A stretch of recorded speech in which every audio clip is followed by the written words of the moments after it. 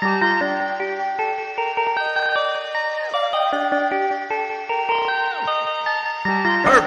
Perfect.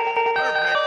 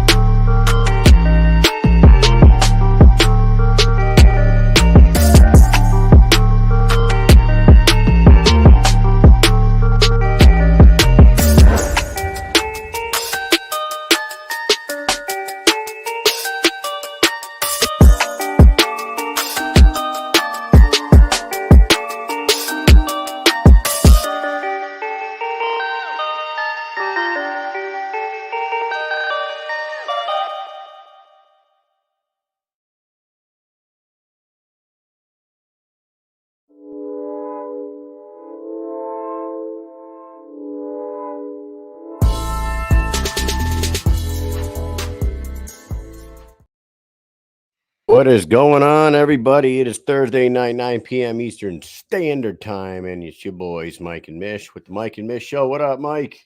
What is up, Kyle? What is up, everybody? Some people were here so early today. Makes me very happy.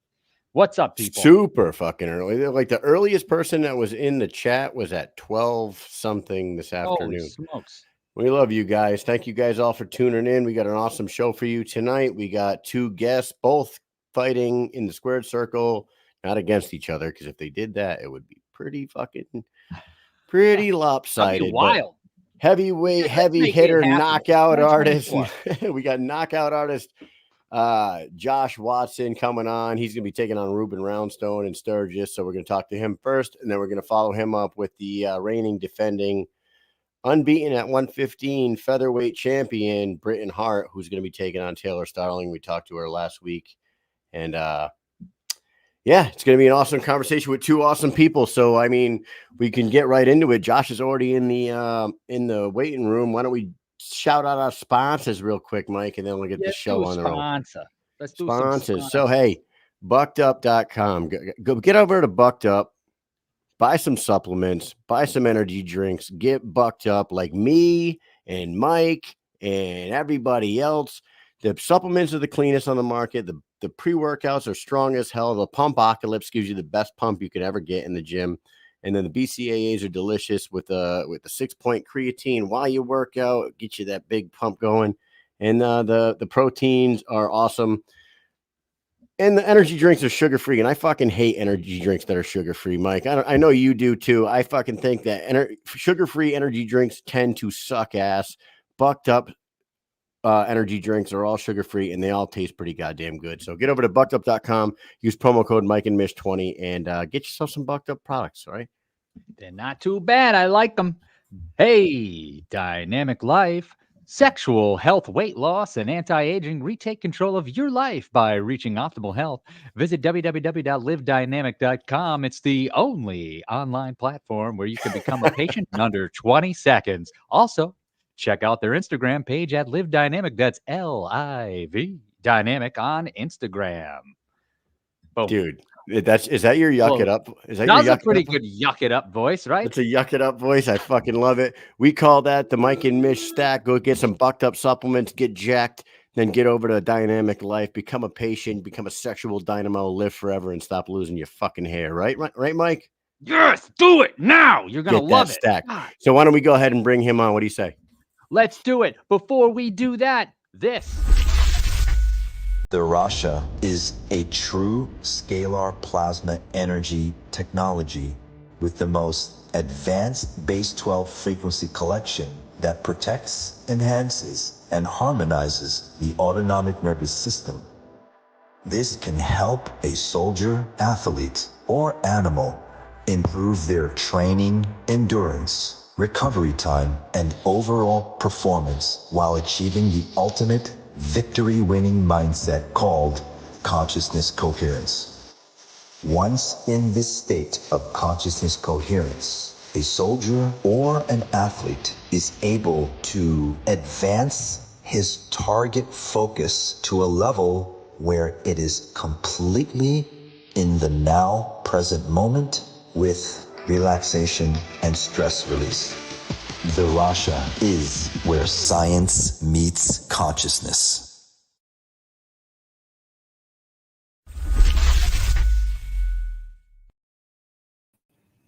Love it. Josh Watson's back. Josh, how many times have you been into unconscious incoherence?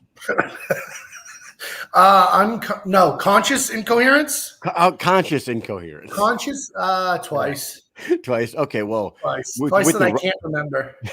with the Rasha, you could get in touch with your conscious coherence and become a super athlete. So get on over there. You're in Vegas. See the things that happened to us in LA after that thing. Right. Hey, let me ask you this. Have you ever tried that? The Rasha? I haven't. Honestly, I got to look into it. I mean, because they're in Vegas. They're in Vegas and it's 2 weeks out. I got a call to go to like a red carpet event. Like last minute, I was at work. I couldn't go, but I was, it was to, something to do with BKFC and stuff like that. But I was not good at the last minute shit because I have to work a job. Understood. Josh, welcome back to the show. Welcome back to action. Thank you. You have not fought. When you get into the ring on August 3rd, it'll be almost 18 months. Yeah. What's been going on between you and fighting and the BKFC? Has it just been like, have you been just taking some time off? Has there just not been an opponent? What's the deal? I mean, they haven't really been calling me.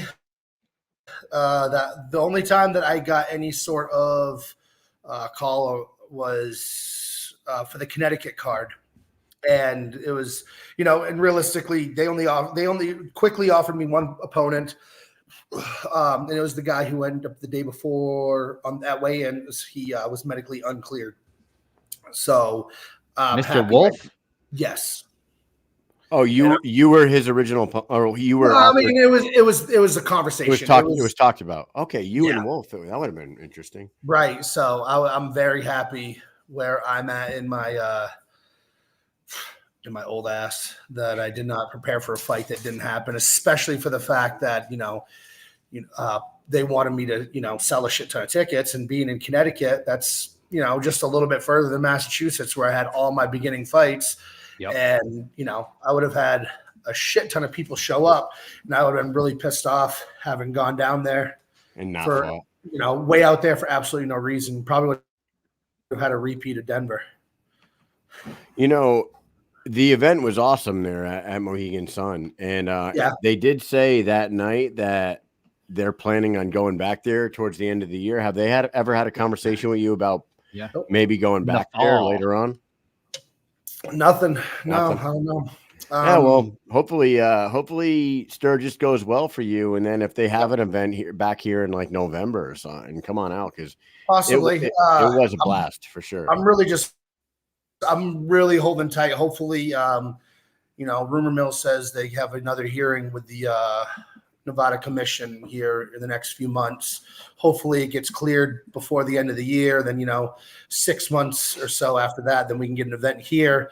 And I mean, I know I've mentioned it several times to you guys, but I mean, we're getting towards the end of the road. It's, I want to have that finale fight. I remember talking to you in Albuquerque when you finished Kyle McElroy, and backstage you're like, yeah, I think this might be it for me. And we're like, what? You just fucking knocked this dude out. What's next? Not retirement. And you're like, nah, I don't know, man. I've been doing this for a long time. You shocked us with that one.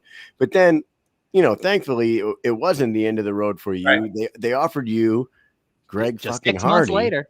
Greg Hardy, who was supposed to, like, I don't know if they were thinking that he was going to walk through Josh Watson.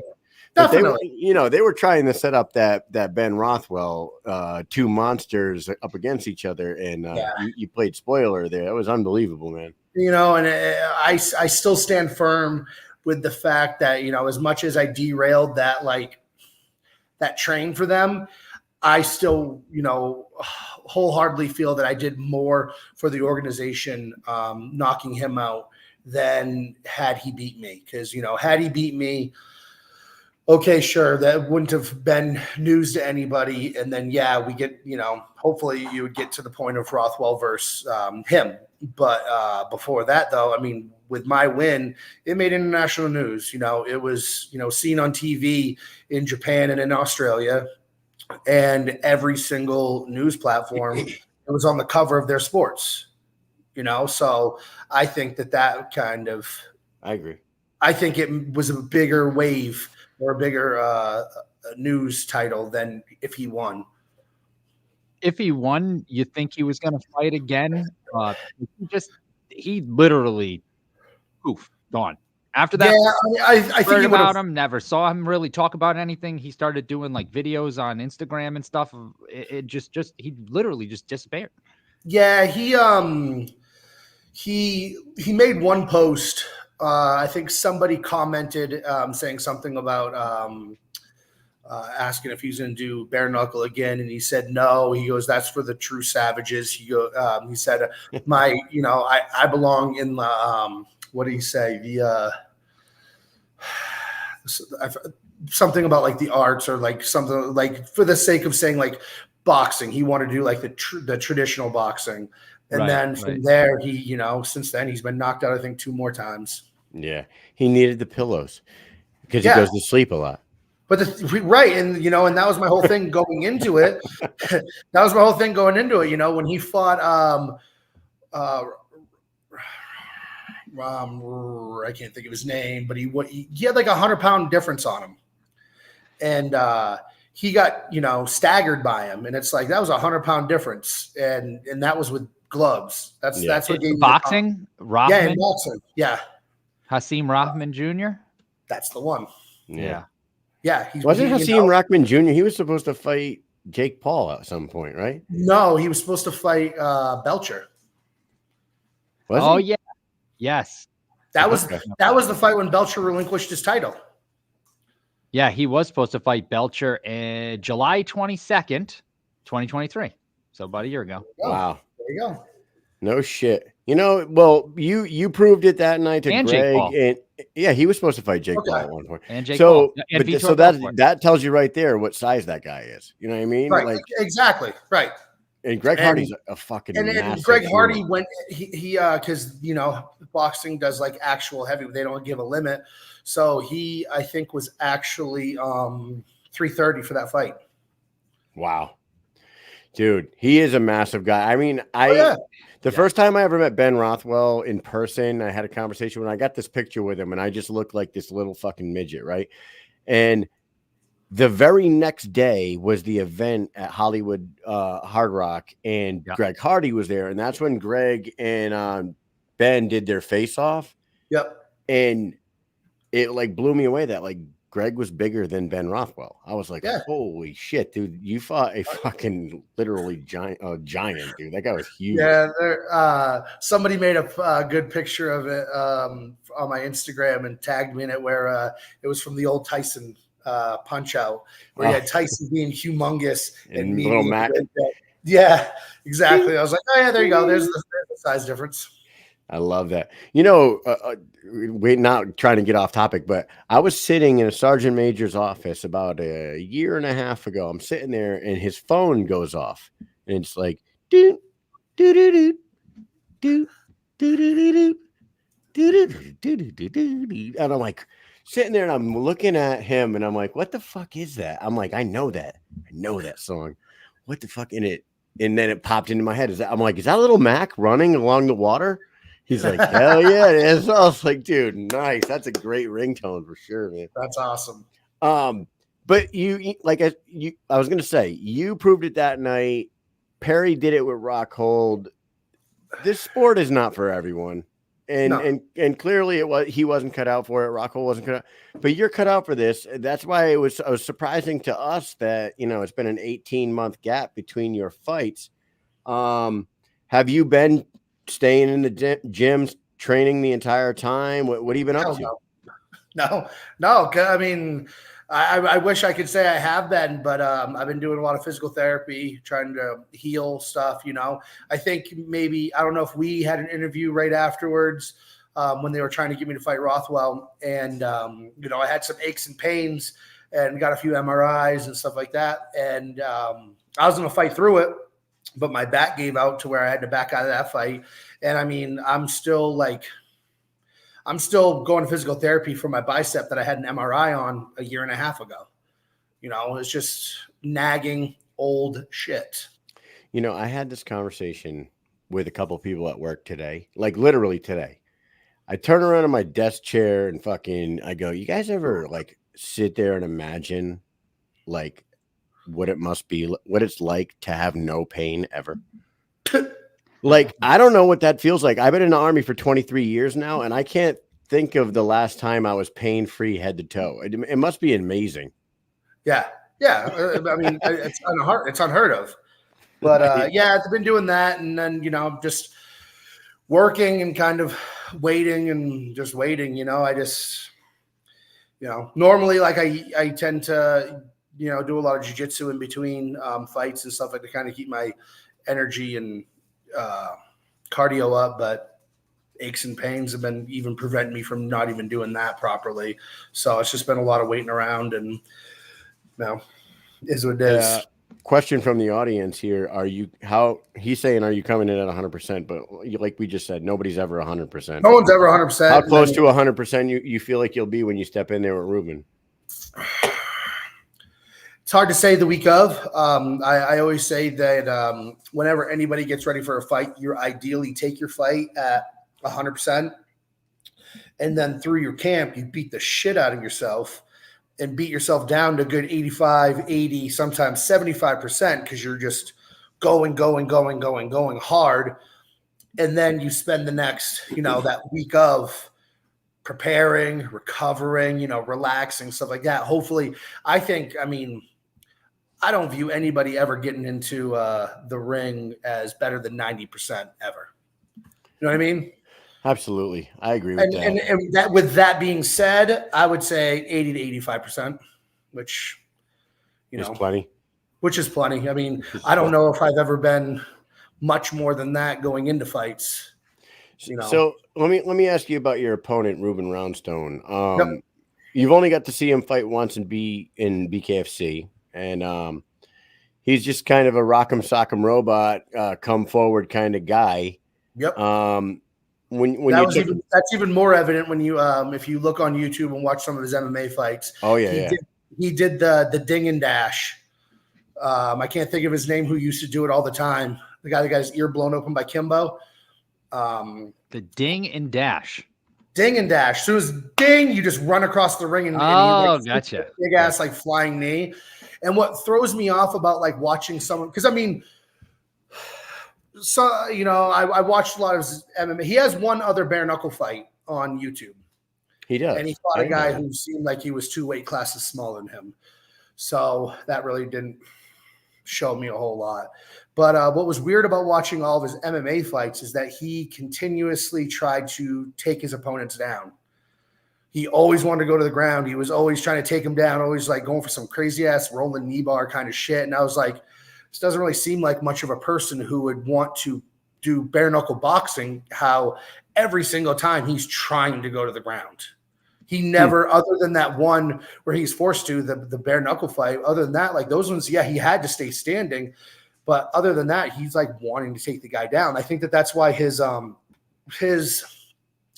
strategy of kind of like almost like rope and dope, you know, he sits back against the ropes, holds his, you know, guard up super high and just kind of waits for a window, which, you know, I don't think is going to be a great technique for him with me, considering, you know, I'd have to look back and see what the weight of his other opponent was.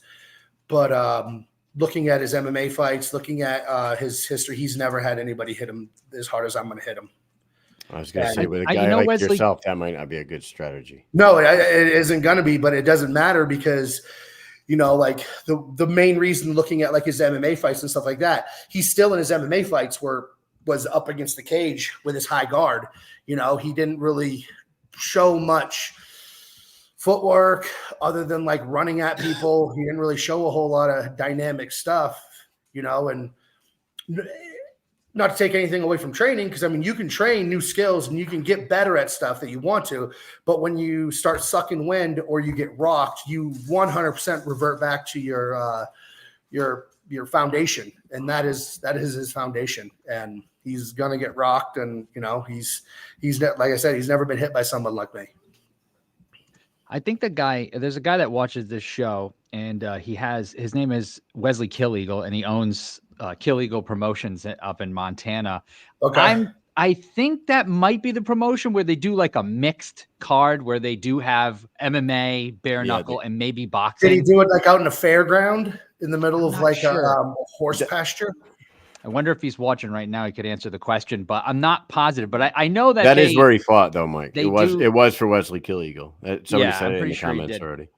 Oh, okay. Yeah. Cool. Yeah. I think that's because all those guys, they fight up there. Wesley was watching the show the other night, but yeah, the guy is a pretty wild dude with a crazy story. Don't know if you've like watched his interviews. No, you probably obviously have watched his fights, but he's been through some crazy stuff. I think he's been shot. He's been stabbed by his uncle on the reservation. I was like, say that sounds like a reservation story right there. Yes, like the story just gets crazier and crazier as it goes on. He came on here once before. He'll be on next week. But man, what a wild story this guy. Yeah, I mean, I will say the fact that you know, he's tough.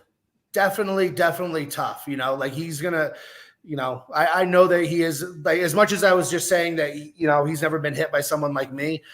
At the same time, though, I'm not expecting him to just get hit and crumble. He'll take it. He's going to take a handful of shots. I'm not saying he's going to, you know, just collapse and crumble. You know, he will fight, but you know, for how long we'll see. It's going to be amazing. We've been talking about it for the last couple of weeks. We've been having people on that are going to be on the card. Sturgis, dude. When they called you, have you ever been out to Sturgis? You seem like a guy that may have been out to Sturgis a few times. I worked out there. Okay. You are perfect for this card. They've done a hell of a job putting together a card for the Sturgis crowd, putting the two beautiful women who happen to know how to fight at the top of the card to beat the shit out of each other. But before that, everyone gets to see guys like yourself and Josh Burns and Sam Shoemaker and Brian Atchison and all these guys who are big, heavy hitting powerhouses, tatted up, ready to knock somebody out in front of a rowdy biker crowd. When they gave you the call, when you got the call and they said, we want you to fight at Sturgis, like what was your first thought? Honestly, my problem with being in the game, shut up, being in like doing it for so long is I automatically go logistics, because I know it's going to be damn hard to get a hotel out there. And like my first thing was like, I'm like, do they have a hotel yet? Because if they don't, we're fucked. Like and I even have friends being like, oh, I'm going to come out. And they were showing me like screenshots of ticket prices. I'm like, check hotels first. And everyone's getting that realization that there's not really anything available. There's people that live in Sturgis that rent their house out for 2 weeks and it pays their yearly mortgage. Yeah. Oh, that's awesome. That's their yearly income just to pay off their house. There's just and they'll move out for the 2 weeks, right? They'll go. They'll go on vacation. Yep. Yeah. I know. Yeah. Why do they want to be there for all this madness? Oh, no one wants to be there. No one, like literally every single house you go down the road, everyone's gone. So I automatically go on the. Look at this. Check this out. Wesley Killiego said $500 a night to put a tent up in someone's yard. Exactly. I was looking at car rentals out there, and just for about 48 hours, you have a car for about 48 hours. The cheapest one was, I think, $450 something dollars for it. Yeah, I was like, get the hell out of here with that. So one of the comments over here says, how do I feel about fighting outside? And that's funny because I immediately was like, so where are we fighting? And I kind of got like the, back and forth. And I looked on the poster and I'm like, oh, Buffalo Chip. And I go, well, I know they don't have a stadium at Buffalo Chip. I know for a fact that they don't, especially one to hold 30,000 people that they're talking about. And then I jumped on the Buffalo Chips website, and the night before they have Bad Wolves. The night of our fight, they have no concert. And then the night afterwards, they continue on with all the big ass shows. So I was like, they're probably going to put the ring on the stage. Yeah. And it's going to basically look exactly like LA when that first card in LA with the amphitheater. So that was, sorry, I didn't know. I thought you were finished. So I was doing the same thing. I was looking at it because my boss and a couple of guys from our unit, guys in my platoon, they're going to fly to Denver, hang out in Denver, and then drive over to South Dakota for a couple of days to see the fight. So they're trying to figure out, where are we going to sit? What's going on, the event, because there's so much going on there. So we were really looking into it. And that's the first thing I said. I said, it's probably going to be set up like LA. However, Hog Wild, WCW, Nitro, when they were there, they had that stage that you're talking about. They had the walkway, the runway coming off of that stage. So you'd walk out, walk down, and then the ring just like on the grass with seats around it and open like that. And they did have it covered. And I was like, that kind of is better for the fans to see. So, I don't think they're covering it. I don't know. I think it almost make more sense to do it up on the stage, mainly because there we go. That's the official word right there. Ring on the ground in front of the stage. Okay, then there it is. Awesome. So like Mike said, they're probably going to have the walk ramp coming right off the front. All right, then. 50, then 20, the other aspect that I think about is like you can't just come and go into these campgrounds. You can't just like roll up and be like, I'm coming in for the day. You have to like buy a ticket or be staying at the campground. So my next thought is, okay, all the people who are traveling to Sturgis, how are they getting in? If you're not staying at the campground, if you're just driving in for the day, or if you're staying, at an Airbnb, how, unless you're securing yourself by buying one of the up-priced tickets of the tables. For just the day of the fights, you're saying, or before? Yeah. No, for the day of the fights. If you go on like the Buffalo Chip website, it does say in there that if you buy a ticket they have like $60, $120, then there's some higher ups too for VIPs, but it says it does gain you access into the entire area. So now my question is this: how do they kick you out?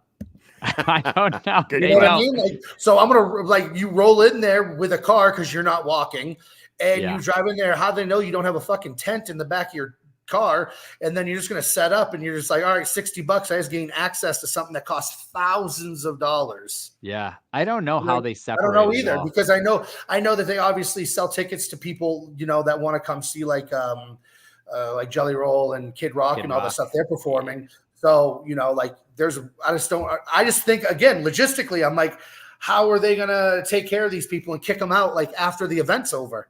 It's wild. What do you think about that? Kid Rock might be there watching your fight. That'd be rad.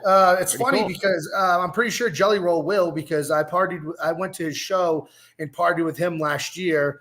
And on the 8th, he's performing here in Vegas.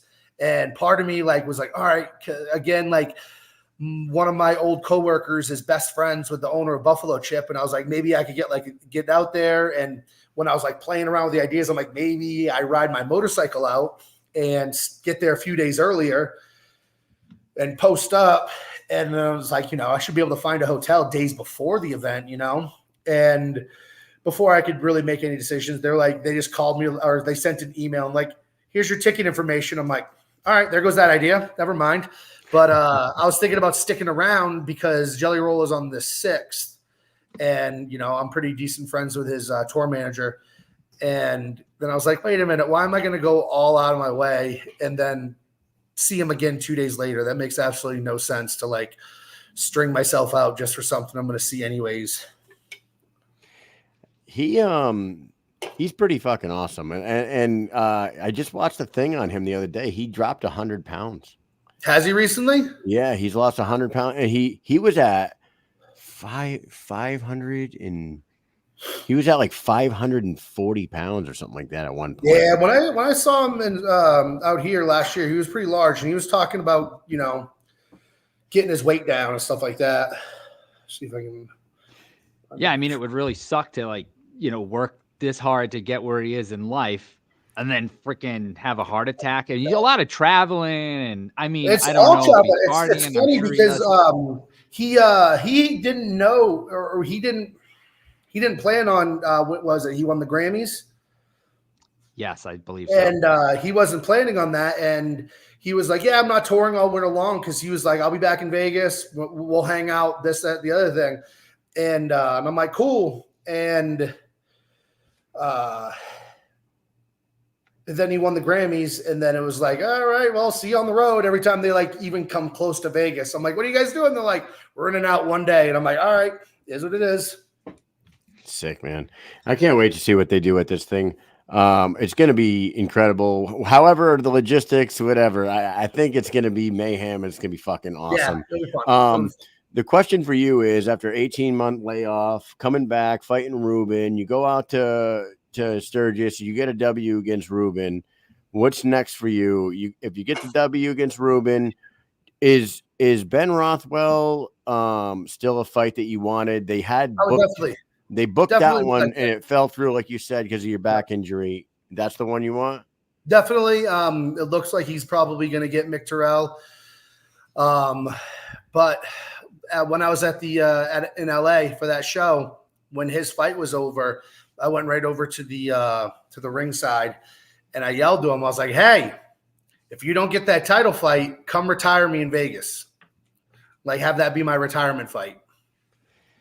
And he just kind of like, he was walking away, kind of like looked back. He's like, kind of nodded, yeah. And I'm like, all right, cool. Like, it is what it is. Mike, do you remember how wild this motherfucker was in Denver? Yes, I loved it. I was thinking about it earlier. It was the 20, best. Dude, maybe like 45 minutes before the show, I was thinking about that night. Out You were a lot of fun that night. I remember seeing you the very first 10 minutes I was in the arena. I saw you, and you were like in the entrance. We kind of took a couple pictures of you. We talked for a minute, and then that, like maybe an hour and a half later, on the very opposite corner of the arena in almost the same spot, you were there, and I have you like this, with your fingers up, and you're having a great time. And it was. And then there was another one. I think you took a picture, and I was double fisted, and I had two cups in one hand. Yeah, probably. Yeah, it was a good one. That's what I was saying. If that fight, if I had gone out to Connecticut to fight and that fight fell through, you would have had a replay of Denver. I'd have been out of control there probably. Oh man, that would have been fantastic. Big shout out to Big Ben, -1% owner of this show, Big Ben Vanaski, not Big Ben Rothwell, Big Ben Vanaski. I said this earlier too. Everybody. I thought you two match up so well. I feel like that would be a great fight. We've talked about it, and it's funny too because him and we have that conversation, and pretty much every time that he hears it or I hear it, we kind of like message back and forth about everybody wanting that fight. So I mean, it is what it is. It's like two mirror images of each other fighting. Yeah, and then on the bottom one, he just said Roy Nelson. That one's funny because me and Roy go to the same grocery store, and if anybody knows anything, they'd be walking down the aisle. They saw me and Roy literally sitting there for 20 minutes, blocking an entire aisle. Yeah, I was gonna say, can anyone even get by in the aisle? Nope, If you guys they're are walking standing there one talking? way, turn around, go out. Walk out the other way, turn around, come out. We're just blocked, and because it was right after. Utah? It was like 2 or 3 weeks after his Belcher fight. Oh, okay. And so we just sat there chopping it up for a long, like I want to say it was the week after he did the, what was it, Salt Lake City that he went to? Yep. Yes. Yeah, it was like the week after that. And we just were chopping it up for a while. So, I mean, that's kind of funny because we're literally at the same, grocery store. And it's That's like, funny. no, people just walk by and be like, oh, those you fat asses just blocking a whole aisle. But there's like maybe one person that walked by was like, what do we got here? This is nice. Hoping that something's about to go down. Yeah, exactly. Well, I know dude, there's their security officer that works that place. He recognized me from the fight and stuff like that. He used to always take pictures with me and stuff. So, if anything, the person sitting in the office on the camera is probably new. So what does Roy say in your conversations with him? Does he want to do this? Because when he was out in Salt Lake City, he was holding the BKFC belt. He was having a blast. He seemed really into it. Especially, I mean, I don't know, it's weird because, like, if you looked at what was his first fight in for Game Bread, he was standing the entire time. And then, realistically speaking, he had the smart move to keep trying to take Belcher down. But, I mean, he did. He won. Do I remember this? I don't think so. No, he lost the decision. I felt no. But in my opinion, I feel like watching the fight, I thought Roy won. I'd have to go back and rewatch it live, and I felt he lost. Mainly because he did absolutely nothing. Great, like in the past, when Roy would take someone down, he did a really good job at ground and pound and and beating people up and getting that crucifix position and elbowing them, like doing all the good stuff. He just literally, it was 5 rounds. I can't really remember, but at the end of it, Belcher's face looked almost normal. Like he barely did anything. And when they were standing, Belcher was actually getting the better of him in the exchanges. Yeah, I think it was the control time that people were like, wait, didn't he control? Right, but at the same time, though, if you're not doing nothing, who cares? Right. It's not a wrestling match. I kind of do like that. I think it's just over the years, everyone's gotten used to that style of judging where it's if the person just holds them down, they win. I completely agree with that, except for the fact of, like, at the end of the day, when there was a fight, who won the fight? You know what I mean? Yeah. So, I truthfully felt Belcher won that fight, like it is, as off-putting as it sounds. I just don't, he was by far winning the exchange standing. And every single time he got taken down, not anything happened. He was just laid and prayed. Wasn't that the crazy card where like 3 or 4 fights in a row, people got carried out on a stretcher? It was like one after another. I was like, yo, what the hell is going on with this guy? I think, honestly, I was at work. And when that fight came up, I told the person I was working with, I'm sitting down and watching this one. Yeah. He's a guy. Belcher's a guy I wish would come back. He did well in the BKFC. And he did. Yep. And I feel like he walked away. I don't know. He was the fucking champion. He walked away from a belt. I don't know. I thought he was just getting comfortable. I just think that got comfortable, but I think he was trying to chase the money. Let's be honest. Regular boxing still at a lower level, regular boxing still brings in so much more than BKFC is for fighters. I mean, granted, Belcher's champion and, former UFC and stuff like that. Like, those are the guys that make the most money. Yeah. But, like, if you were to say, for me, even with me, like, I would prefer 9 times out of 10 to take a bare knuckle fight just because I'm a lot more comfortable with that style. But if you were to offer me, the same thing in a boxing match, that it would be way, way, way more pay. That's what I wonder. I hope to God what happened today with the BKFC and doing their first big press conference as, with Connor there. Yep. I really do hope that this leads to like much bigger paychecks and much more revenue coming in because with Mike Perry is the face of the organization right now, the king of violence. And He's about to go fight Jake Paul. He's probably going to make fucking $20 million this weekend. Right. Why would he want to go back to bare knuckle and he's our poster child? You know what Exactly. I mean? Fuck, dude, this dude's about to go make the biggest he's going to make the biggest paycheck of his entire career combined win or lose. this weekend. Win or lose. Yeah. Win or lose. So definitely. No, I agree, and that's the thing of the sense of, if, I want him to win. I hope he wins. That'd be awesome. He wins, then why the fuck would he come back? Except now, see, here's my only criticism, or this is purely me just spitballing.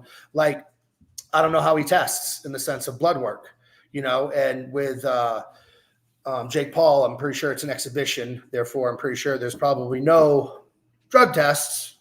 Hey, look, I'm like I said, I'm not pointing the finger, but that's something that's a real thing in life. I don't think it is an exhibition though, because Mike was talking about it all week about how he's 0-1 as a pro boxer, and he wants to get that first win as a pro. He wants to get rid of and he's 0-1. He wants to get that one and get his record back to 1-1 as a pro boxer. So I think it is pro. I mean, all right then. Well, I mean, that's even Howie. Jake is juiced to the fuck. To the fuck. He's juiced to fuck. Juiced to fuck. To fuck. He was at one of those Mike and Mish stacks, baby. He's on that Mike and Mish stack. Yeah, exactly. Right. Yeah, one of them stacks, right. And that's all natural, baby. I love it, man. Hey, before we wrap it up with you, how does the fight with you, and you talked about Ruben and his style of fight, and sometimes trying to do the rope-a-dope on the ropes. I don't think it's going to work with a guy like yourself throwing hammers like you do. How do you see this fight with Ruben Roundstone going in Sturgis? Well, plus also I got confirmation that we're using the small ring too. Oh shit! Ooh, oh boy! Small ring. Nice. So that's what, 14 feet. I think it's you 16, but either way, it's smaller. They got to bring extenders out. Like a table when you were a kid, the ones that like folded out to make it. Leaves.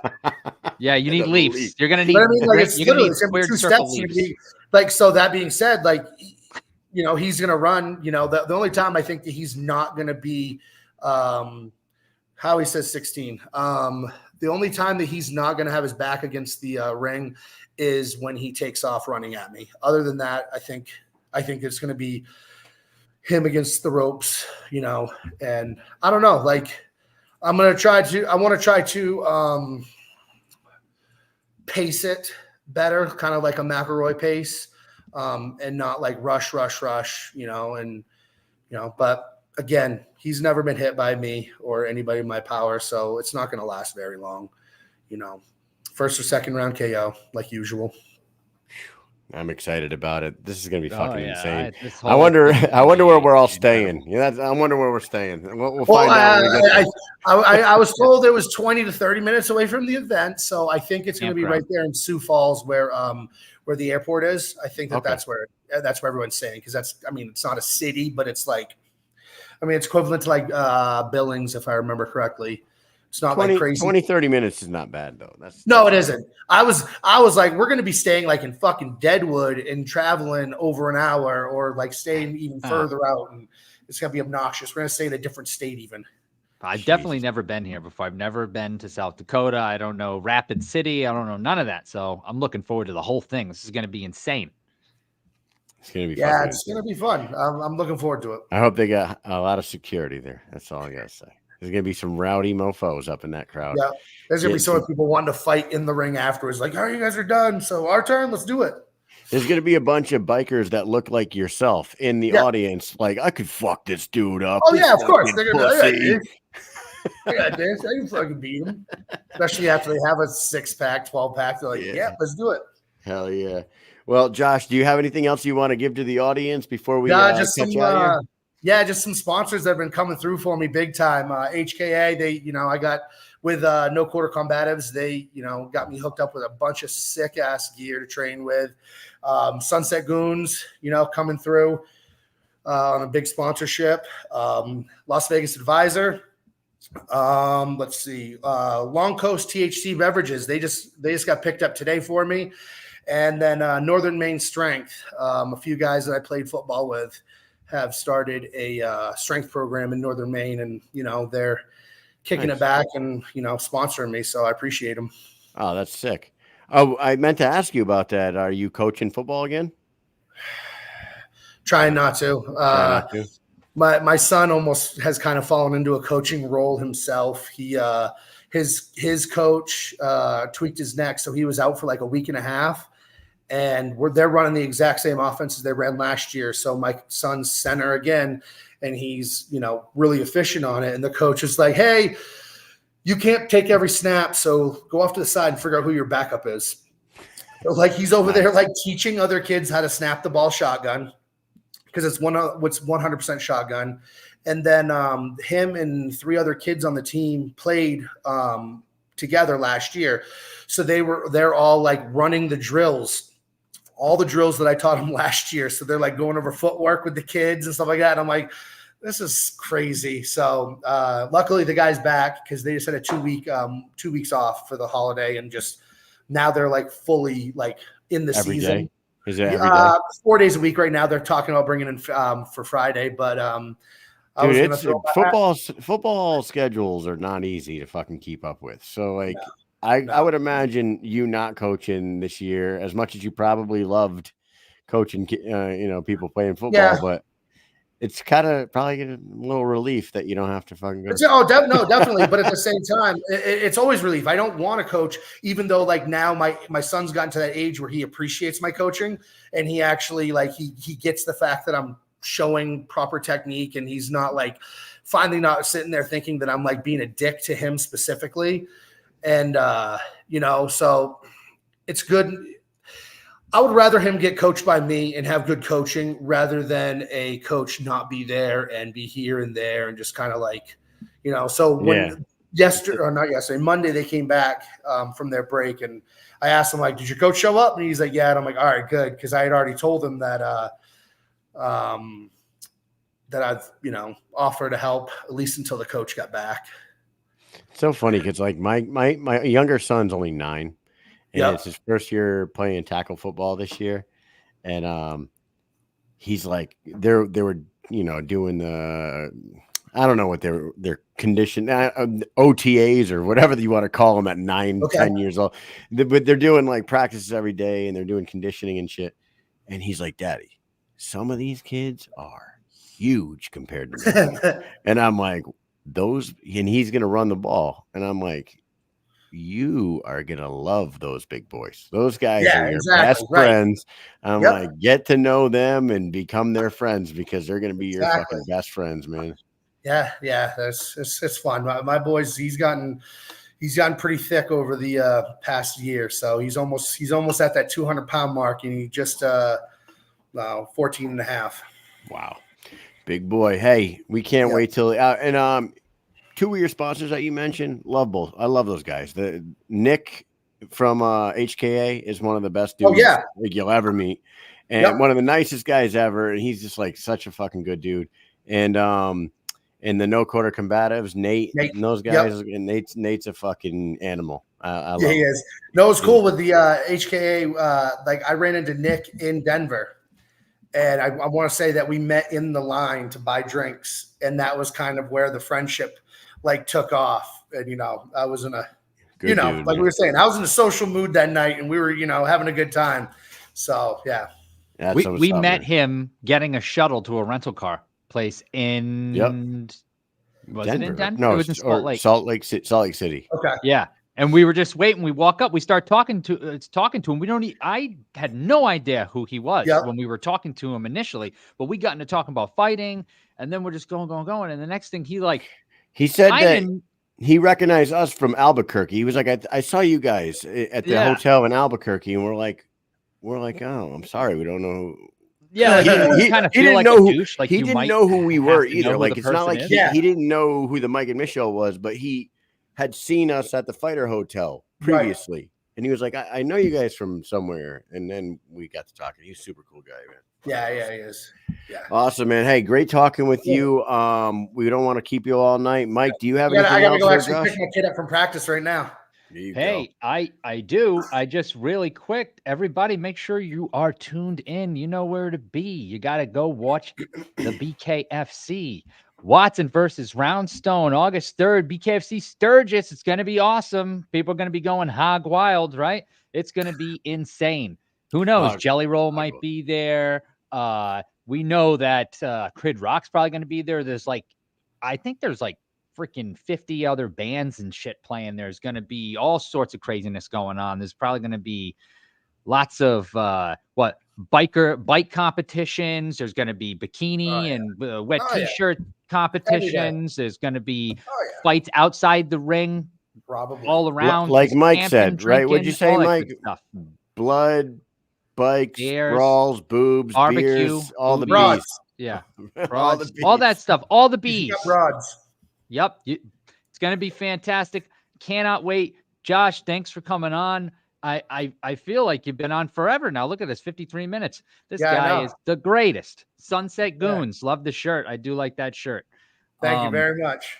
Hey, hopefully next time they come to Connecticut, you are ready and willing to come over and fight, because that would be fantastic. Everybody else, stay tuned. We're going to go outside the circle right now.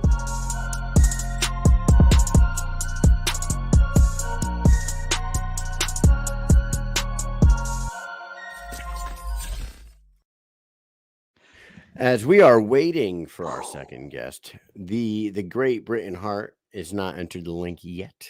I have faith in her, though. Thank you so much to Josh for giving us 53 minutes. Dude, I feel like we can talk to him for fucking 2 hours. I know. Yeah. Good dude. Great guy.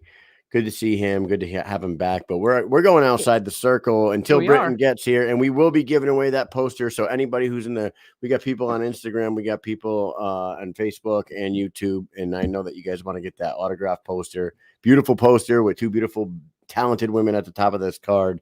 We'll be passing that out to somebody later on. But Mike, let's go outside the circle. There's a lot to talk about. Yes, there is. There's a whole bunch of stuff to talk about. Let's start off with the presser this morning, very early in the morning. It got pushed back just a little bit. I think maybe I was originally thinking like Connor, maybe to get everybody lined up and stuff. They said they pushed it back to get a little bit more people in the States watching, because Eastern Standard Time was going to be 6:30 a.m., which is pretty damn early. I'm up, hour and a half before that, but that's still early. It's still early. I was driving into work, and I was trying to get there quick so I could watch, which I watched most of it. Yeah. But yeah, it was pretty good. I thought it went well. There was a good turnout there, press and fans. This was the poster for it. Kyle, did you watch? I did watch it. It was great to see our boy Tony Soto on the across the pond representing America. Look at him. And they put him right on stage. They put the Brooklyn boy right next to Connor up on stage. That was very cool. Here's what I'm going to tell you. And I'm going to sound like a super hypocrite, okay? Because I swear a lot. A hypocrite? I say the F word constantly, right? I do. Yes. But I watched it on the app, and it was fine. It's great. Uncensored, it's great. It was on Fubo TV later today. Yeah. Later on in the day, they played the full press conference on TV on Fubo. For those people that watched that press conference on Fubo, they must have hated it. Yeah. Oh, not when David Feldman were talking, not when anybody else. When Tony Soto and Franco Tenaglia were talking, there were so many, and there were actual beeps. They were going beep, beep, beep, beep, beep, beep, beep. And Amy was watching it with me on the couch downstairs, and she's like, damn, Tony just said the F word 4 times in that one sentence, in like a 10-second. It was like beep, beep, beep, beep, beep. So I swear a lot. I don't mind it at all. But if they're going to be televising these press conferences, they maybe, and I'm not for censoring anybody. Like but they shouldn't put it on uncensored TV if they're going to do these press conferences. Leave it on YouTube and leave it on the app and stuff like that, because it looked dumb as hell on fucking regular TV. That being said, I thought the back and forth banter between Franco and Tony was good. I think neither one of those guys, I don't know about Franco, maybe he has, but I don't know if either one of those guys have ever been put on a stage for such a big event with, a billionaire like Conor McGregor sitting there in a fucking $10,000 suit and a $30,000 Rolex on his wrist, and then the other owner, David Feldman, sitting right next to Franco, and they got all these very important people from Spain there. It's kind of a big stage. It did seem like some of the trash talk, they didn't know what they were trying to say. You know what I mean? Like they were kind of like fumbling on it a little bit, but it's their first time. They can't all be Conor McGregor. You know what I mean? Yeah. I knew that Tony was going to go. When I think about Tony and that type of an atmosphere, I was like, he's going to shine because he has personality. He says a lot of funny stuff when we're just hanging out, like with nobody around. He just says funny stuff. And we've seen the way he is, the way he talks. He's pretty witty. He's funny. So I knew he was going to, but he did drop the F-bomb like crazy. But with the Fubo thing, that's a sponsor. They're like one of their big sponsors. Yeah. So they're definitely going to have it on there. But someone did right. Why would they bleep it out? I thought Fubo was kind of like a not free press, but you know what I mean? Like more like an internet. Like I didn't think they would do that, but maybe they're like a cable, getting a little bit more towards like that legit cable. You pay for us, we're providing you a service type of a thing, like cable or Verizon or something like that, because I haven't seen a lot of things being, even YouTube, you can swear, like I felt like along those lines, but I guess not. Yeah. I enjoyed the press conference. I thought Conor spoke great about the sport and about the company. I think that him being attached to this thing is massive. I do want to say that the best line of the entire press conference was by Tony Soto, when Franco Tenaglia said that I'm going to knock this guy out in the second round. And then immediately Tony said, I'm not going to knock you out.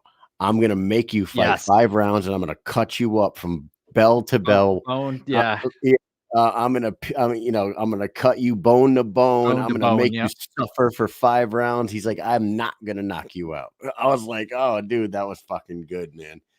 He's like, they were. Franco's a big boy. Huh? Yeah, he's a big boy. He is. When they were, he definitely is. When they did the face-off, it was great. And they announced the co-main, Austin Trout against Rico Franco, which is a good one too. Yeah, that's going to be awesome. And, Lou Fuse posted something earlier today. Shout out Lou Fuse. Lou Fuse. Our boy Lou. Yep. He posted right lately. Hold on a second. And I shared it to our story on, okay. He's always done really good, but he is like, man, that guy is fixed his studio. He's got a studio going. Hey, whatever camera he's using is fantastic. I thought for sure they were going to announce Danny Christie versus Felipe Maya. I saw Christie there sitting there. Yes. He was there. He had the title on. Earlier today, right around the time of the press conference, Lou Fuse posted Danny Christie and Felipe Maya having a face-off like outside. So I was like, oh shit. Wasn't there word that there was gonna be 3 title fights on this? So Danny Christie just won the 175-pound title, right, over there in UK. His last fight, that was for the 175. So I thought for sure they were gonna announce that. If that one gets announced too, that's 3 fucking bangers at the top of that card. Yeah, they haven't even added the co-main to the page on the web right now. So it really just says Tenaglia and Soto. There's nothing else there. That would be very cool. They probably will. I mean, they're going to have, I think they'll stack it a little bit more. You got McGregor there, Spain, they're breaking into the new country here. So they're probably going to add to it. I would be, Franco, dude, Franco was saying shit that was setting Tony up for fucking dropping gems. Like, I think you put Tony in front of a microphone a little more often. He's just going to get better and better. And if he wins against Franco and moves to 7-0 and becomes the champ, like, look out, Tony Soto. And I think Connor likes him a lot. And I will say, Yeah. the ball's on Tony to say, Oh, that he was going to fight him? he said, and I'll fight this guy if he ever wants to dip his toes in, and I'll be happy to oblige. I was like, Yeah. wow, dude, that was awesome. Yeah, And yeah. I think it was Tenaglia was like, oh, that's disrespect. I thought that that's like a respectful kind of Me thing. too. But he's not saying it like crazy. I'm sure you could say it in a No, I thought it was disrespectful great. way, but they're fighters. That's what they're doing. And he is the pinnacle of a fighter's like fight career at this moment in time. He's Like, Red if you Panty fight Night. Red Panty Night. We all know Red Panty Night. There's Feldman and Connor in a restaurant just a couple nights ago, or probably not even 48 hours ago, to be honest, just chilling out. So thank you so much to David Feldman for making all this happen. I mean, the guy has passion, he has drive, and here we are. We're still going. All this time has passed. It's crazy how fast time is just moving. But just looking back at when we met Tony Soto at BKFC 17, he did not fight. He was not signed. Said he was not did gonna not fight. do podcasts. He Right. did not. he He said he wasn't gonna fight bare knuckle at the time. No, He was like, no. yeah, I'm So- not doing this shit. I'm not But that doing was this shit. I'm BKFC 17. I'm a corrections officer. I'm a boxer, but I ain't doing this shit. I'm not going to doing do it. Why don't you come on our podcast? I don't do fucking podcasts. Don't do podcasts. Doesn't do you it. guys. So he finally comes through BKFC 19. He fights Josh Sykes. He wins that fight by decision, I believe. And then after that, he just hasn't lost. Here he is sitting next to Conor McGregor, a title shot in Spain, breaking into a new country overseas. Fantastic. Give it a grade. Before we move on to the next, just give it on an A to F scale, on an elementary school grading system. What would you grade the press conference? The press conference on its own, or when compared to all others? Just on its own. How did you think it went today? Give it a grade. A grade like 8 or 1 through 10. A plus, B plus. B plus. Okay. B or A minus. That's exactly what I was gonna say. B plus, A minus, right around. Yeah, it was really good. It was good. I was entertained. There was good turnout. McGregor was there. It was awesome. I think it would have been perfect if the other people had a little more engagement going on. You know what I mean? There wasn't too much engagement, like you said. There are people that we don't really know well. Corey Rivera said B plus. Howie said A minus. So we're all in. Yeah, the it's same right around it thought. because, and I think it is that because you have the main players and everyone else kind of just was. But if everybody was involved like that, and everyone kind of had a little bit more drive to get their word out, and you know, it would have just elevated to the next level. But it was really good. I enjoyed it. Bring the graphic up one more time. Yes, Charles. The co-main event is Austin Trout versus Rico Franco. Franco's getting a shot at Austin Trout's 165 world title. So both these are not European titles that are going to be on the line. These are going to be the world title for the lightweight, and the world title for the welterweight will be on the line in Spain. Awesome stuff. What's the next topic of outside the Sweegle? Okay, so the next topic is we're going way outside, and we're going to dive into the death of Slim Shady. Dude, just came out. I have only listened to a few songs because I don't really have a total. In the beginning, I had an excuse. I probably could have listened to it the last couple of days, but I've been watching like interviews that we'll talk about and other things. But I had it on in my car. Came home, was on like the third song, got the kids, got into the car. It came on the radio automatically in my car. And was he talking about midgets or he said, no, he said, shut up. I think he said, shut up, you bitch. And then I was like, all right. And I hit stop. And like immediately Bristol, my 5-year-old, goes, yeah, bitch. Like I'm talking about there wasn't even a second between when he said it and she said it. But I was going to pause it, and I was like, that's the exact reason why I have to shut this off, because she will sing, and that's awesome. She will repeat every word immediately. So she just yelled, yeah, bitch. And I was like, what the fuck?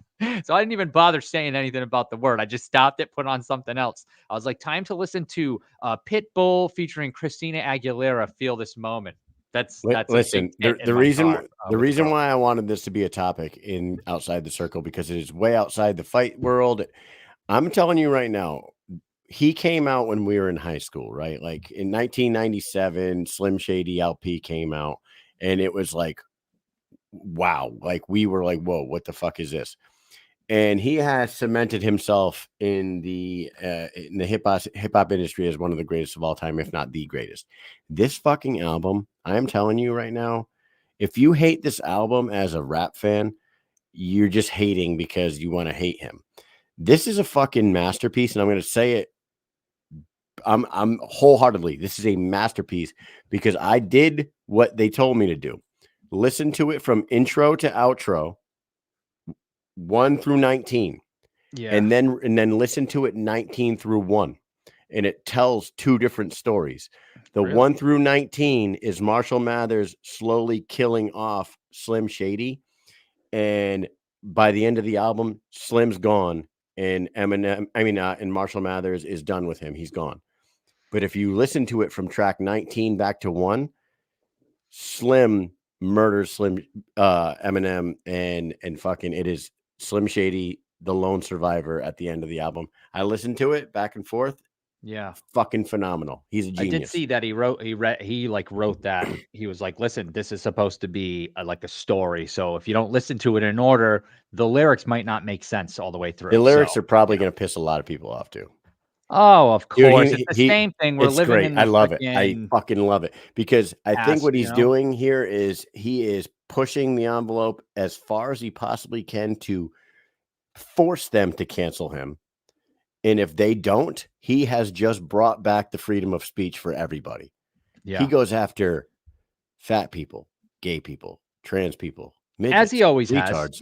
has. His own family. Yeah, His blatantly own goes family, after close everybody. people, It's like fucking everyone. He's that he will do. Nobody is safe. It does not matter. So, you can do all the virtue signaling that you need to do, but you're not going to win against Slim Shady. It's just the way he is. So Go I'm listen looking to it, forward man. to listen to the rest of that. Maybe tomorrow while I'm at work, I'll pop in one headphone while I'm working and take a listen.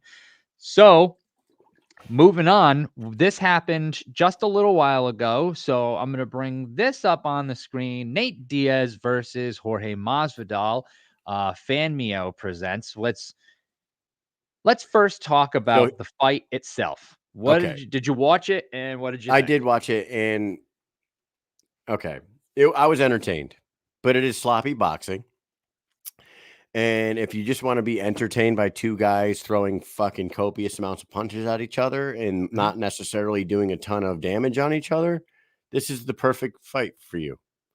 If you want to watch a boxing match for, crisp technique and guys actually attempting to knock each other out in a boxing match, this probably isn't the one. There's a lot of pitter patter boxing going on, but I give these two guys credit. They did throw almost 1,200 punches between the two of them.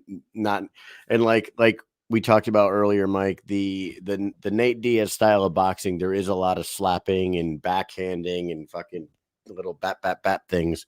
So those are building up CompuStrike numbers, but not necessarily the most exciting fucking stuff in the world. It was entertaining. I don't see any reason for them to ever do it again. But the reason why this is in our outside the circle, right? Is the goings on afterwards. Who the fuck is FanMio? Yeah. Right? Yeah. Who the fuck is FanMio? FanMio. FanMio presents Last Man Standing, professional boxing, Nate Diaz versus Jorge Masvidal. I'm a fan of Mio, but it's that water stuff. So the water flavor shit.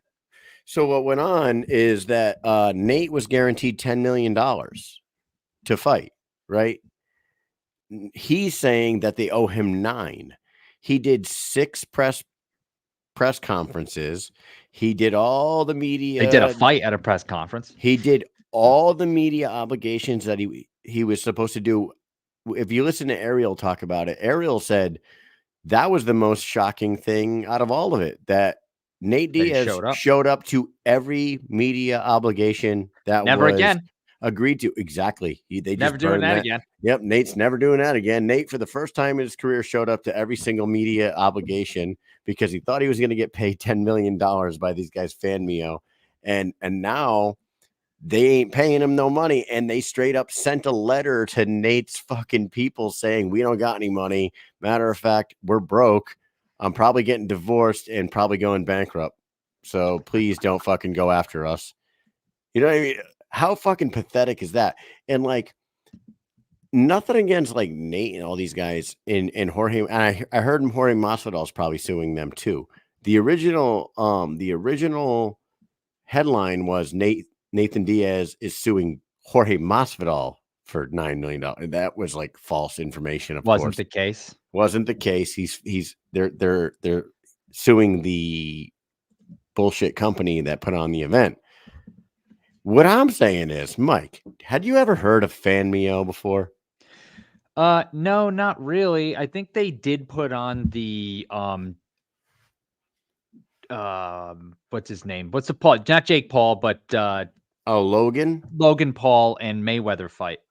I think they That was might have them. been the people to put that on. But other than that, no, I didn't even know they did that till after I searched for this fight and saw that was on their website. No, I have no idea who they are. No clue. It just surprises me that two, lifelong professional combat sports athletes agreed to do all these media obligations and all these like podcasts and interviews and all this stuff, and then do this fight for an agreed upon $10 million with a company that they fucking barely ever heard of before. You know what I mean? It just seems sketchy as fuck to me, but maybe I don't know. What do I know? It just seems it's like if it was like Golden, I mean, if it was MVP, if it was Jake Paul's company saying, hey, we'll give you, yeah, okay. We all know who they are. If it was Floyd Mayweather saying it or fucking any of these other guys, but I don't know, man. Well, they think that their names are going to get pulled, and that's why these companies, failed. And I don't know the guy who runs. I've never heard of him before. Maybe people in the business, the industry know who he is, but I do see this lately. It's been a thing because there's these groups of people who want to put money together because they want to get in this fight game. They want to take advantage of all these famous. They see dollar signs. They're like, oh, if we get this guy and we get this guy, we're going to get millions of viewers. We're going to charge $50 for the whole fight on pay-per-view. And it doesn't work out like that. Yes, they still probably pack the house. And yes, they probably have tons of people watching it, but I don't think they understand what the overhead's going to be from that. And how many people are going to steal it. They probably totally underestimate that too. And and then they promise these crazy purses and then they can't pay them. And since they don't really do many events, like they're not just doing one after another, they don't have a whole roster of fighters that they're going to keep rolling in so they can eventually pay this off. No, they just do these one big event every now and then. Like it's not sustainable. I don't know. It just doesn't seem like it works. And listen, I'm not putting on fucking events, but I can just imagine the overhead on one of those events. The whole press tour. And if your whole thing is like depending on the pay-per-view sales, and you are just setting yourself up for fucking failure, especially in 2024. Like you just said, where 90% of the fucking people that are watching that shit are stealing it off the internet anyway. Yeah, especially if it's like these you two can't guys depend on pay-per-view. Well-known MMA fighters, even in outside of MMA, they've broken through, But the thing is that they're not actually boxers. They're professional MMA fighters who turn boxer. So it's almost like you're watching like a lower level of boxing, but it's the main event because the guys have big names, and it's not the same thing. It's not like you're watching, Tyson Fury fighting. You're not watching Mike Tyson back in the day. Like those are fights that you're really gonna watch, and you're like, whoa, these guys are insane in boxing. They're so good. These guys are good, but they're not fantastic. And it's the main event. And then when you watch it, I feel like personally, I'm always underwhelmed by what I get, even though I already know going into it what's probably not going to be that good. I know it every time I watch it. But that's why when I watch these, I cannot gauge who's going to be watching this stuff just based on what I'm doing, because I am a sucker for combat sports. I will watch everything and anything whenever. It doesn't matter. So like you can't base it on like, you got to think about what the casual fan's going to be doing. Are they Right. going to be paying $50 to watch one fight that they want to see? There might be another fight on the card, like the Anthony Pettis. Maybe you're interested in that, or you're. And there were some other boxers on there too. Mosley Jr. Right? Yeah. Cool, but no, I think the people who are real boxing fans probably aren't going to be really too interested in seeing the MMA fighters fight. They're going to be interested in the boxers, and on the other side, vice versa. So you're not going to pay $50 for one fight. You Who's also gonna do- said not many people you gonna do that. said you said a word there that is also, and I will say this. You said the casual fan. Yeah. Nate Diaz and Jorge Masvidal are superstars to combat sport fans. Right. The casual fan might not even know who they are. Like I they think know Nate who they Diaz are.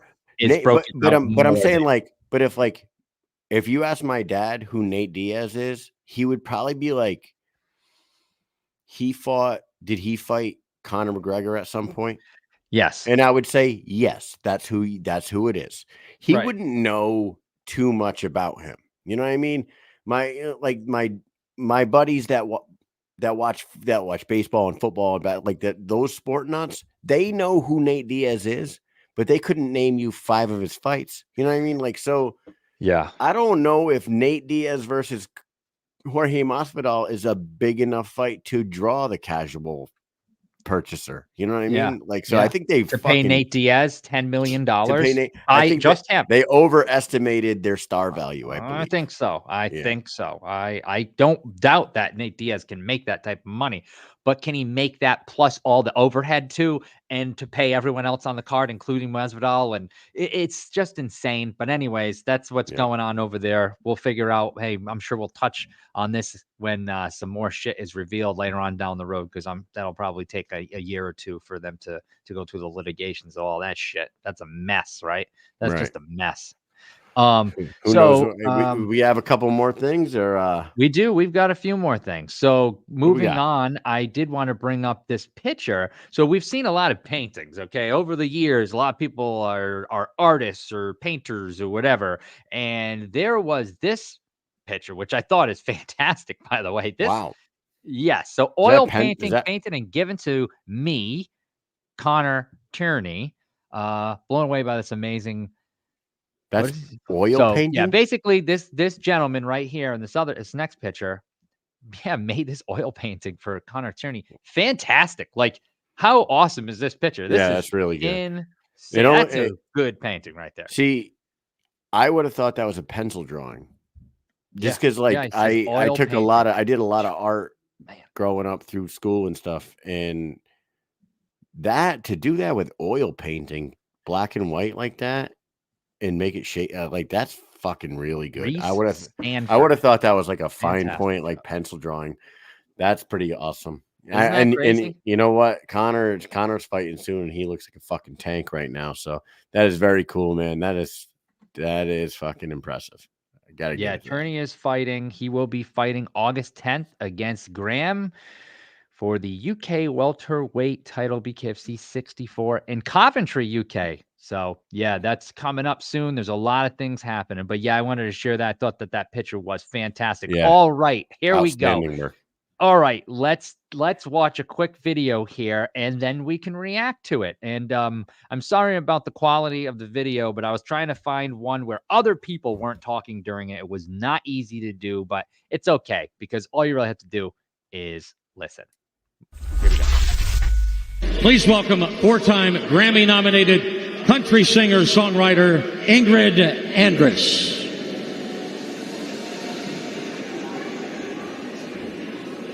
Oh, say, can you see by the dawn's early light what so proudly we hailed by the twilight's last gleaming, whose broad stripes and bright stars through the perilous fight o'er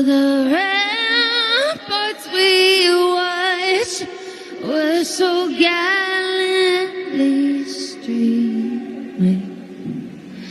And the rocket's red glare, the bombs bursting in air, gave proof through the night that our flag was still there. Oh, say does that star-spangled banner yet wave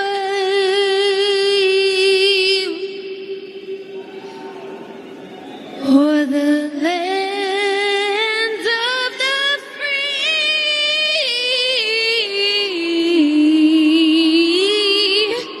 and the home of the brave. Incredible. Yeah, that songbird of our era, I'll tell you. I mean, she's just fantastic. I really loved every second of it. Her name is Ingrid Andress. Ingrid Andress. I've never really heard of her. They said 4-time. What they say? 4-time Four-time Grammy. Grammy nominated. Dude, I mean, that what? was brutal. That means I can be Grammy nominated.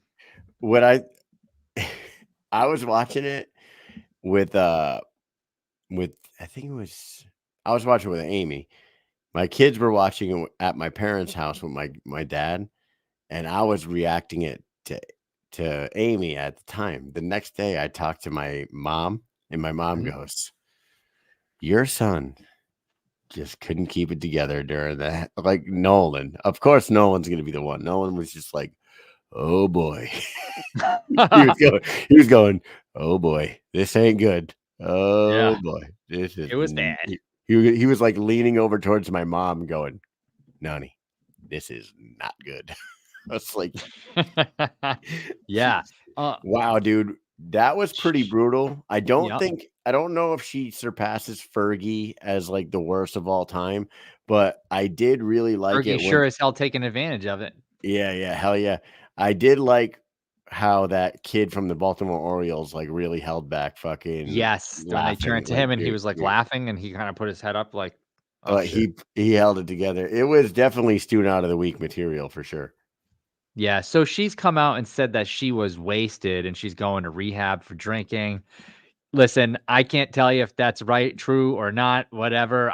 You never know nowadays. People will use this stuff. Do you every people use the excuse. Hopefully, if she is addicted to drinking and she needs help, that she gets the help she needs because, that shit ruins people's lives, man. Obviously, you're going out in front of all these people. She knew she was going to go out. It's not like she found out when she got to the stadium that she was going to sing the national anthem. She knew she was singing the national anthem for a Right. while. So, she went and drank, and if she's already a singer and she's been Grammy nominated, I don't know, man. If you're a good singer, you couldn't have held it together enough. So maybe she really does have a problem. I don't know, but that shit was It bad. was Oh bad. my Lord, it was bad. So It- yeah, that was yeah, I think it was an excuse because she's embarrassed, but who knows, man. Oh, it's Thursday night right now. Yeah, the GOP convention's on. Dana White was gonna be there introducing the Trumpster. Hulk Hogan was Which there. the Hoganstein, The his Hulkster beer was brand. there. The Hulkster was there. So guys, before we hit our last topic of outside the circle, I don't know what happened to the champ because about a half an hour before the fucking show, I was in good comms with her. And now I don't know where the fuck she is. So we did say that we were Spangled gonna, Banner got her. I did say that we were going to give away that poster tonight, and I know that there are some people in here that wanted to win that Yeah? poster. Okay, And let's do it. and Lab 111 Pro is saying let's give away some of these one of these Britain Hart trading cards. I don't know what the trading card looks like, to be honest with you, but I would absolutely in the comment section, Lab 111 Pro. I'm sure we'll get her back on very soon. So Yeah, we'll give one of those cards away when she comes on the show. But we will do this because you guys are all we're all bare knuckle fans. You're also Britain Hart fans. We have a question. We're gonna give away this poster. It is autographed by both of these. Yeah, it'll be like this. I just use that because this is it's a little darker, this picture. So I just want to, but you can see it's been signed by both ladies. Oh, wait a They minute. will be fighting each other. Hold up. Hold up. Wait a Hold minute. up. Hold up. Check out this picture. Okay, no, though, I by think the she way. does. She does. You What? guys agree? Hey, Okay, we are so live. she had something happen with her, and she did have an incident, not an emergency, but something did come up. So she is going to reschedule with us. She's Okay, super dokie. sorry. She apologizes to everyone. She's so sorry. This is the So- first time, by the way. She's been on the show she's been on the show times. a dozen times, 15 times. So Yeah. no worries, Britain. We everyone still loves you, but we're still gonna give away your signed poster. We're gonna do Oh it. yeah, let's do it. Let's do it. So Kyle. so Let's this read the, so for all you Britain Hart fans out there, she okay, here we go. What WBC, IBF, WBO, WBA, IBO, and the ring super featherweight champion fought her debut fight in boxing against the one and only Britain Hart?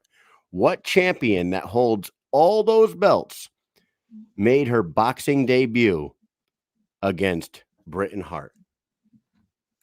I didn't know this one until I started like digging into her past. Yes, if Wesley Killeagle, if you are still here watching, you cannot Do win this. not answer. Yes, you have So the if you other guys one. know, go ahead, drop the name of that boxer in the comments. Let us know if you know who it is, what WBC, IBF, WBO, WBA, Just a and few all titles. them fucking goddamn titles. 1, 2, 3, 4, 5, 6 titles. Super featherweight champion fought her debut fight against the one and only Britain Hart. No, it is not Jenny. It is Alicia Baumgartner. There you go. Wow, We have Jason sliding in. Jason slid in there quick. And those two guys went like seconds, Two- not like, even dude, seconds, like a like split second. milliseconds, man. And, like those almost came up at the exact same time. Now let's do this right. From that end, is Jason appearing first or is Bullfrog? If you're in because I always wonder this with the when it brings, because we're looking at merged Yeah. messages here, and when they bring them together, sometimes I wonder when they're that close how close they are. So if Can I? Okay. somebody, so I just Jason logged is on. first. I just logged on to Jason is YouTube. first. Rick Caruso said Jason is it did appear first. Yep, Just to be fair, Jason- because I didn't want, I I got it don't right know there. if they come in the same way. All right. So it does, so Awesome, it is dude. pretty Alicia legit. Baumgartner, the fucking Baumgartner, fucking She's got a title or two. dude. That girl's gonna be a Hall of Famer. And she got her feet wet in the professional sport of boxing. I'm sure she had a ton of fucking Emmys before that, but it was fucking Britain Hart, man. And that damn Britain Hart, she fights all the goddamn savages. You know what I'm saying? Unbelievable. So we have one more topic for Outside the Circle. We have to talk about it, Mike. We have to, because Yes, we do. it has the face. I mean, one of the faces, but the biggest name, he's the biggest name in bare knuckle fighting right now. Yep. Outside of the newest owner of the company. Yep. Outside of the newest owner, this guy right here, Platinum Mike Perry, is the biggest name in the company. And man, does he got a lot of shit going for him right now, leading into this weekend. Have you been keeping up with all the stuff that's going on, Mike? I've watched basically everything. I watched this earlier, which I found to be really funny. Really, They're said a lot fucking of funny hilarious shit. with each Them other. together they have like a pretty good dynamic going, because they talk shit to each other, but they definitely don't dislike each other for real. You know what I mean? Like, they are funny.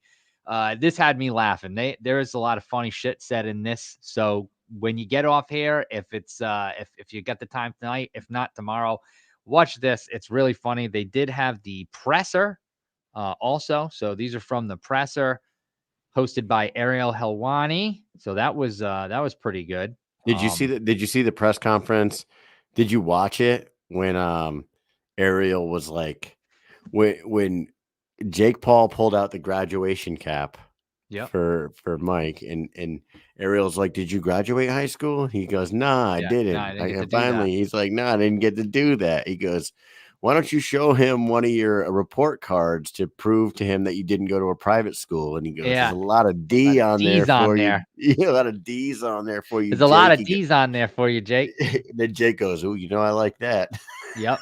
Dude, they go back and forth, and it's funny, man. They had a lot of funny digs at each other. I enjoyed it, especially when they start in the face to face when they started yelling at each other. You sent me the clip, and they started acting like Doing the Macho Man. let They me start tell doing you like a something, wrestling brother.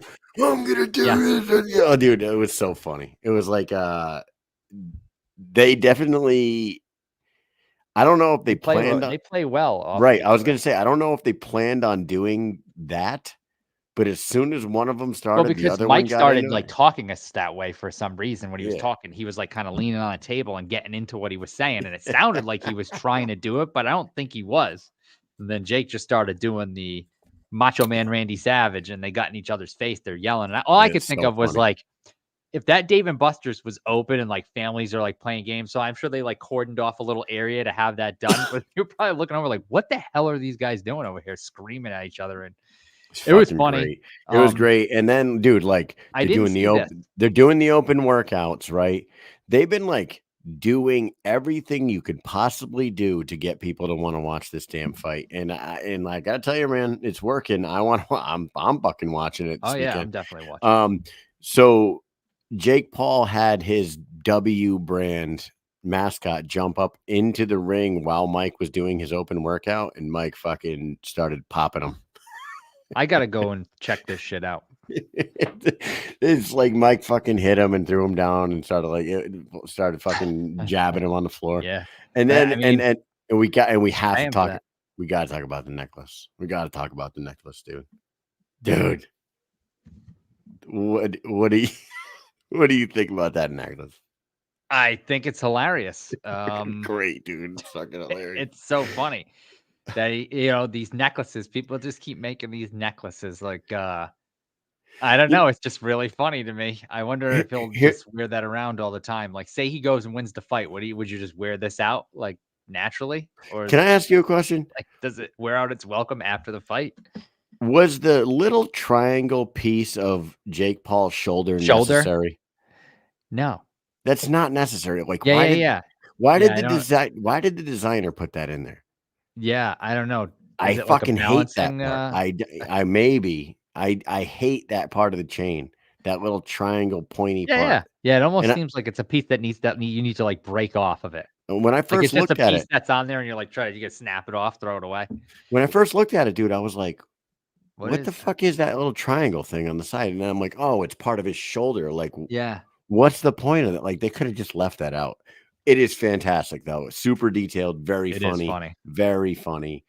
I mean, and Jake Paul kind of like made it cool to do things like that. Remember, he made he had that. Where did he have he had like a little tablet or something like that, and it was just showing on repeat, like a knockout of whoever he was about to fight.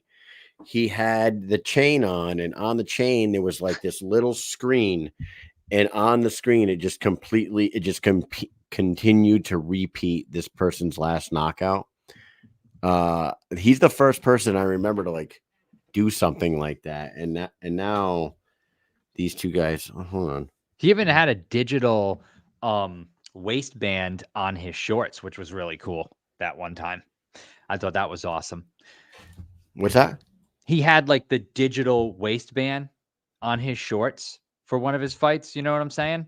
So it was like a side scrolling ticker with his name on it. That was really cool. Yeah. On his boxing shorts. I like that. Listen, you guys, I don't know what our audience feels about Jake Paul. Mm-hmm. I don't hate the fucking guy. I think he is pretty brilliant in all the shit that he does. And also, he's continuously getting better.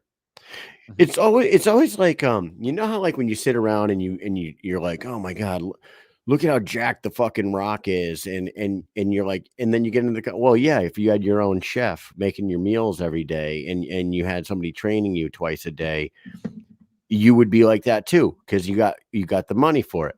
Jake Paul may be a former Disney kid, but he has nothing but fucking time, money, and dedication. And he doesn't have to do anything else. Like, he's got the money to just do whatever the fuck he wants to do. And boxing is what he wants to do. And he does put a ton of time into training. You could just look at his training videos from like when he started to now.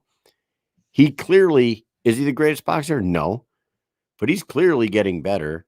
He's clearly a good athlete, and he's a great businessman. So everything that he's doing, like, fucking God bless him, and good for Mike Perry to get this opportunity, because this is going to change Mike's life. And like I said earlier tonight, hopefully it doesn't fuck up his thing that he's got going with the BKFC, because he is the biggest star in the BKFC. He is the biggest draw in the BKFC. And if he goes over to boxing and fucking cashes a $20 million check, he might just be like, you know what? I'm just going to keep doing these now. Mike, don't do that. Come back to us. You can keep doing those. Keep doing those. Sure. Keep doing those. But this is your home. Let's go. Come back to your home. You too good for your home? Answer me. Yeah. Yeah.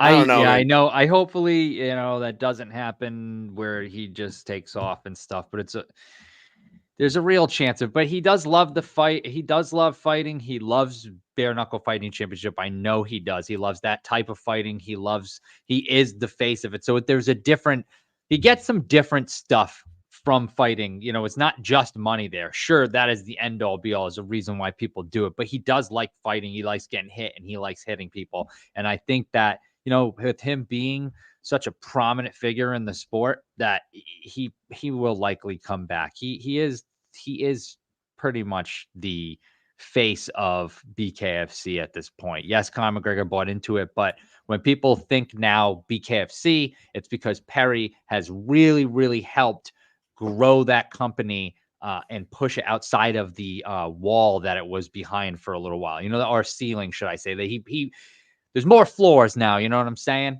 We're starting to become a high rise over here, and we're not just a 2-floor, one family home.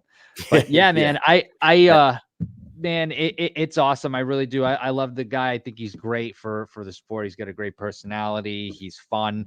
And as you know, it's funny, Ariel Helwani today, during the press conference, he basically said the same exact thing that we have said on this show. And I even think too, Mike, about how he's grown so much. People, like, he wasn't doing well outside the sport. Now, he wasn't doing horribly, but, he had a few run-ins, this and that. People heard bad things and whatever. Mm-hmm. And he had a little bit of bumpy road.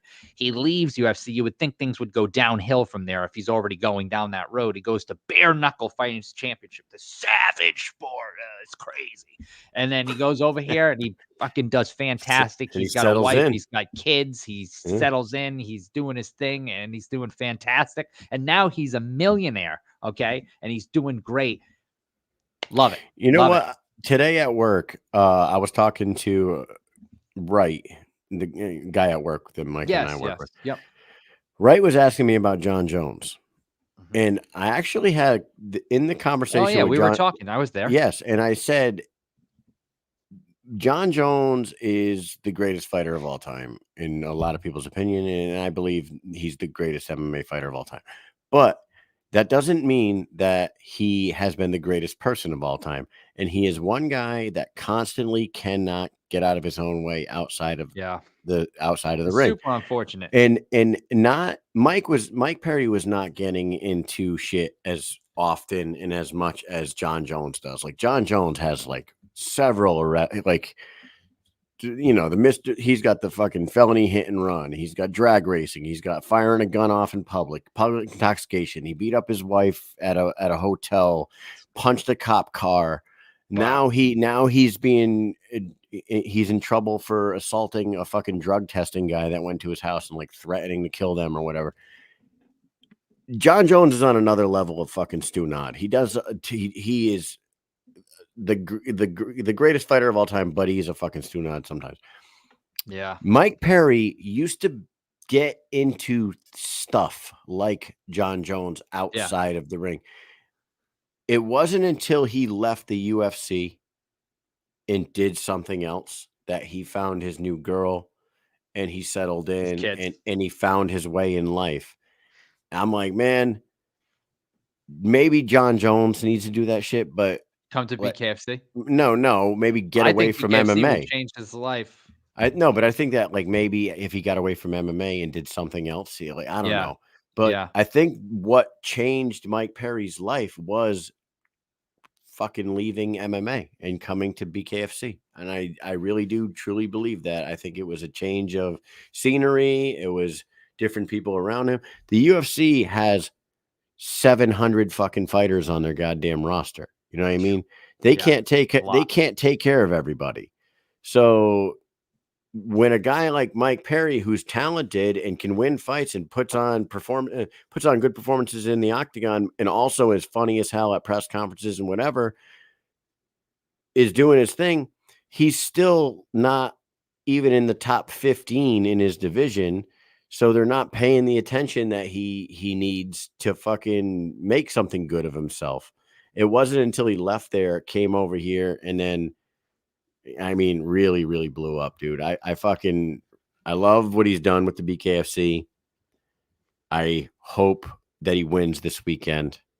And then I hope that he doesn't, turn his back on the sport that fucking pulled him pulled him up to greatness. You know what I mean? Made him a worldwide superstar. Yes, sir. So that is it. That is it for Outside the Circle tonight. Britain Hart, we will reschedule with her for Lab 111 Pro. If you guys wanted to do something with us, what we can do here is, why don't we you could message the Instagram page, or you could write to Mission Accomplished at Gmail. So Lab already got in touch with us through Instagram. Cool. So we're in touch with him. So guys, I'm actually texting with her right now. She had something come up and she's very sorry. So we are rescheduling with Britain. The champ will be on probably next week, probably next Thursday, if all things line up right. Look for her next Thursday on the show. We apologize. Shit happens. Life happens. Fucking get over it. We did give away the poster. Tune in next week. We'll talk to her and Lab. By the way, the poster was courtesy of Extreme BKFC fans page, Russ Maximum Country. Those guys doing it big over there. They providing us with the goods. They're the ones who go out and, Russ got about 18 billion signed pictures and he gives them to us so we can give them away to you guys. So thank him when you see him. Yeah. We love Russ and Country. Those guys are fucking absolutely incredible with what they do. Yep. So shout out to them. One last time before we wrap it up for the night, you know the deal. You got to get over to Bucked Up. You got to go to buckedup.com. Use promo code Mike and Mish. Get yourself jacked. Get in the fucking gym and lift some weights, pick some things up, put them back down, do that over and over and over again until you get a fucking massive pump. And then you go home and you flex in front of your girl and you fucking feel great about yourself.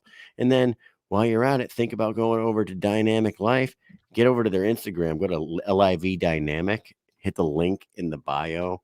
And then 20 seconds later, you could be a patient taking care of your weight loss, sexual health, and anti-aging. And, jump on board with the Rasha revolution, guys. Get your mind, body, and soul. You can get your spirit right? Become a championship mindset. What do they say? Cognitive consciousness. Is that what it was? Something. We're going to get better at that. If you're near Raja, you need to get over to the Raja Dome and get inside that thing, because Kyle and I were like, hell no, don't believe it. This is ridiculous. Big Ben was there. I don't know if Ben actually tried it himself, but he was there. We were saying, we don't believe it. We got in there. We did 12 minutes.